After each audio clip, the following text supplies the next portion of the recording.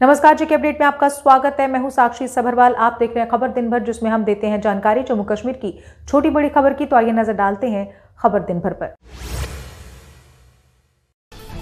सरकार ने सभी मीडिया चैनल्स को जारी की एडवाइजरी। कहा सुरक्षा बलों की मूवमेंट यानी गतिविधियों की न करें लाइव कवरेज। सुरक्षा बलों के ऑपरेशंस की भी लाइव कवरेज न दिखाएं। खुफिया एजेंसियों ने जम्मू कश्मीर में सक्रिय 14 स्थानीय आतंकियों की सूची तैयार की। ये आतंकी पाकिस्तानी आतंकियों को जमीनी मदद और लॉजिस्टिक सपोर्ट दे रहे। सूची में हिजबुल, लश्कर और जैश से जुड़े आतंकियों के नाम शामिल। कुलगाम पुलिस ने 2 आतंकवादी सहयोगियों को किया गिरफ्तार। सेना सीआरपीएफ के साथ संयुक्त अभियान के दौरान मिली कामयाबी। इनसे हथियार और गोला बारूद बरामद।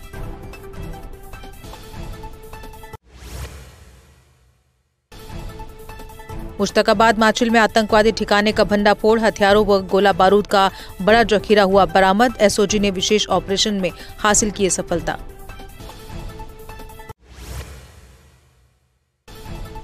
सुरक्षा बलों ने पहलगाम के 13 स्थानों पर सर्च ऑपरेशन किया शुरू। पहलगाम, हपनार, कुल्लर, वीरसेरन, सल्लार और बटकोट हैं शामिल। सेना, सीआरपीएफ और पुलिस की टीमें अभियान में जुटी।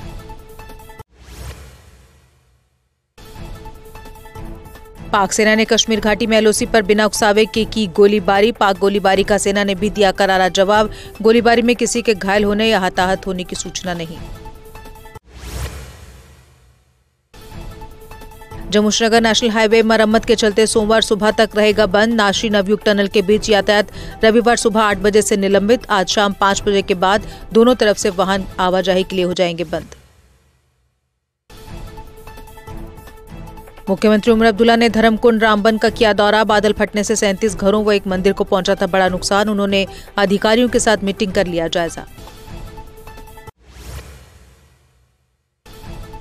उमर अब्दुल्ला ने रामबन में आपदा पीड़ितों से की मुलाकात। कहा रामबन दौरे का उद्देश्य आपदा पीड़ितों को यह संदेश देना कि सरकार उन्हें नहीं भूली। प्रभावितों को सुरक्षित जगह 5 मरला जमीन भी दी जाएगी। पहलगाम हमले में शामिल आतंकी एहसान उल हक का घर पुलवामा में क्षतिग्रस्त। एहसान उल हक ने 2018 में पाकिस्तान में ली थी आतंक की ट्रेनिंग। पहलगाम के साथ कई आतंकी हमलों में शामिल है ये आतंकी। कुलगाम के मटालहामा में आतंकी जाकिर अहमद गनी का घर धमाके में ध्वस्त। अहमद पहलगाम में हुए आतंकी हमले में शामिल। जाकिर 2023 से ही आतंकी गतिविधियों में सक्रिय है। पहलगाम आतंकी हमले के बाद गुजरात महाराष्ट्र टूर ऑपरेटर्स ने लिया फैसला। टूर ऑपरेटर अभिजीत पाटिल ने कहा महाराष्ट्र टूर ऑपरेटर्स कोई टूर कैंसिल नहीं करेंगे। पहलगाम हमले से नहीं डरेंगे। भारत पाक के बीच बढ़ते तनाव से किसानों में भय का माहौल। सीमावर्ती क्षेत्रों के किसानों ने अपनी अपनी फसलें समेटना की शुरू। कहा शांति का माहौल दोनों देशों के लिए हितकर है। भारत पाक तनाव के बीच सीमावर्ती क्षेत्रों में रहने वाले लोगों में डर का माहौल। एलओसी के निकट रहने वाले लोगों ने बंकरों में शरण लेने की तैयारी। जरूरत का सारा सामान करने लगे इकट्ठा। जिला डोडा में रह रहे पाकिस्तानी नागरिकों को भारत छोड़ने के निर्देश। पाकिस्तानी नागरिकों को तत्काल प्रभाव से आवश्यक कदम उठाने के निर्देश दिए गए। पाक नागरिकों को निर्धारित समय के भीतर भारत छोड़ने के सख्त आदेश। भाजपा नेताओं ने अनंतनाग के आदिल हुसैन शाह के घर का किया दौरा। रविंदर रैना, सुनील शर्मा ने परिवार के साथ व्यक्त की संवेदना। कहा कश्मीर के लोग उत्पीड़न के खिलाफ मजबूती से खड़े। भाजपा संगठन महासचिव अशोक कोल भी नेताओं के साथ पहुंचे आदिल के घर। कहा कश्मीरी छात्रों के साथ मारपीट करना पूरी तरह से गलत। वहां की सरकारें करें छात्रों की सुरक्षा सुनिश्चित। पहलगाम आतंकी हमले के बाद मंत्री जावेद अहमद राणा लखनऊ पहुंचे। राणा छात्रों, व्यापारियों, जम्मू कश्मीर समुदाय के अन्य लोगों से करेंगे मुलाकात। उन्होंने यूपी सरकार के वरिष्ठ अधिकारियों से भी मुलाकात की।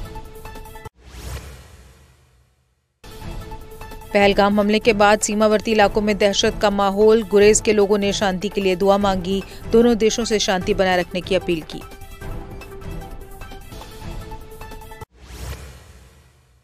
उधमपुर में 27 अप्रैल को भगवान परशुराम जयंती के अवसर पर शोभा यात्रा निकाली जाएगी। शोभा यात्रा में बड़ी संख्या में श्रद्धालुओं से शामिल होने की अपील। आयोजन को लेकर प्रशासन और आयोजकों ने तैयारी की पूरी। अमेजॉन, फ्लिपकार्ट और मीशो ने कश्मीर में डिलीवरी पर लगाई रोक। जम्मू श्रीनगर नेशनल हाईवे बंद होने के कारण सेवाएं बंद। केवल हवाई डिलीवरी की सेवा कश्मीर में उपलब्ध रहेगी।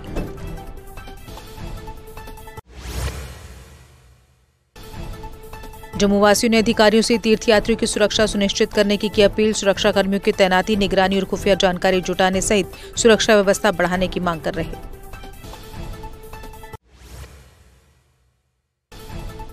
रियासी में परिवहन विभाग ने विशेष चेकिंग अभियान चलाया। 29 वाहनों के काटे चालान, 9 वाहन जब्त किए गए। चालकों को ओवरलोडिंग और मोबाइल इस्तेमाल से बचने की हिदायत दी गई।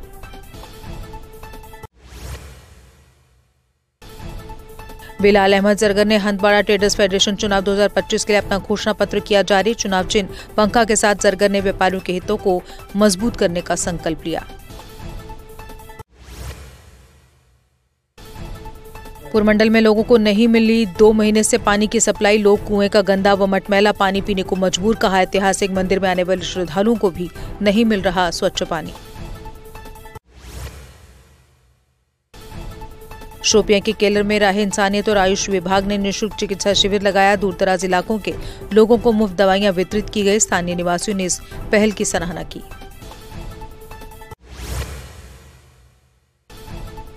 जल शक्ति विभाग एम्प्लॉयज एंड वर्कर एसोसिएशन ने आज की पत्रकार वार्ता। कोर्ट द्वारा उनके हक में फैसले का किया स्वागत। 2021 में सरपंच से हाजिरी लेने के आदेश के खिलाफ संगठन ने कोर्ट में की थी अपील।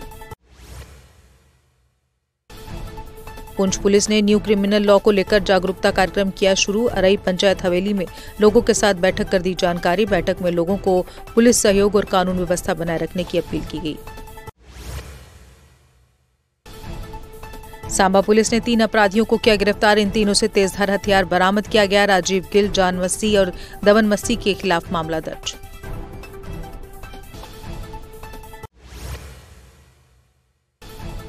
सेना ने मेंढर यादगार शहीदी दिवस पर कार्यक्रम का किया आयोजन। स्थानीय लोगों ने 1965 के भारत पाक संघर्ष के दौरान की थी सेना की मदद। 6 वीर सपूतों ने इस युद्ध में दिया था सर्वोच्च बलिदान। और इसी के साथ खबर दिन भर में बस इतना ही। दीजिए इजाजत, नमस्कार। जम्मू कश्मीर की खबरों के लिए जुड़े रहिए JK अपडेट के साथ।